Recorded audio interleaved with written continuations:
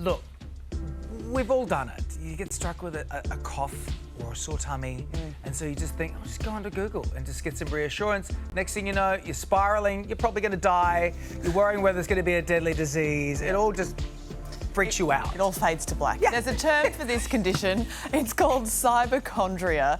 Medical practitioner Dr. Michael Bonning and clinical psychologist Dr. Rebecca Ray are here to break it all down for us. Good morning to you both, and thank you for So guilty of joining us. doing this. Oh, we all do it. Yeah. So Rebecca, healthy, David. so healthy. Yeah, but he'll find something wrong with him and he'll go down the wormhole.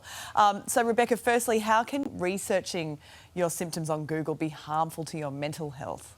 I think for some people it's actually easier to go to Google first, especially if going to a doctor creates some sense of anxiety. But the problem is there's so much medical information online that it's really easy to come across conflicting information or just basically incorrect information, which then means that the reader has a sense of anxiety that rises while they're reading that information. They then end up in this compulsive state where they're continually checking for their symptoms online, which exacerbates their anxiety and can sometimes actually affect their ability to function on a daily basis. Can there be a flip side to this, Michael, bringing you in on this as a medical practitioner, that maybe you're doing it for some sort of cognitive bias to say, like, it's not as bad as I think it is, so you're putting off the problem before you see your doctor? Look, and that's certainly been some of the case. We know that, and we want people to be interested and engaged in their own health, but what we do find is that there are so many kind of non-reputable sources or conflicting information.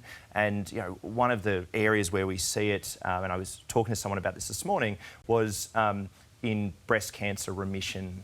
There is so much information about breast cancer out there that people think that they are, and they get into these spirals of having, checking for a niggle or a feeling that they have, and it's unfortunately incredibly reinforcing. Wow. Right. So, I mean, a lot of people are naturally relying on Google, probably more than they used to, because it's so expensive to see a GP now. It can be hard to get in and see a GP these days. So at what point do you need to switch that off and go and find a professional? The proliferation of this information has made it much more accessible, and we know that people are using it much more often. When things persist much longer than you would anticipate, you know, I always think about the individual who comes in with some, you know, who's been at home with some cough and cold symptoms, but they're saying, look, I can't get out of bed and I feel horrendous, and all these other symptoms that are much worse than you would anticipate. You know, that's the person, unfortunately, with pneumonia. Someone who also has symptoms that aren't in keeping with something that they should be staying home for. They've got serious pain. They're something that should seem minor has actually just kind of gotten worse and worse and worse. That trajectory isn't the trajectory of improvement of an illness. So, Rebecca, if you have decided to search your symptoms up, how can we make this less stressful? How can you be more, I don't know, I guess, even-minded about it? Yeah, more informed. I think start with focusing on trusted sites like healthdirect.gov.au.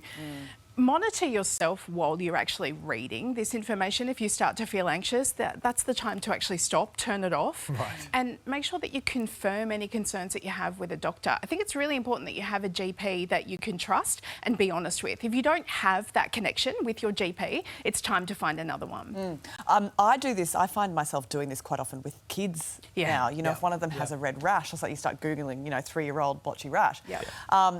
Are there any sites online that you would direct people to, or say something with a .gov.au is an informed source? Like, what are the good ones? So Health Direct Symptoms Checker is fantastic.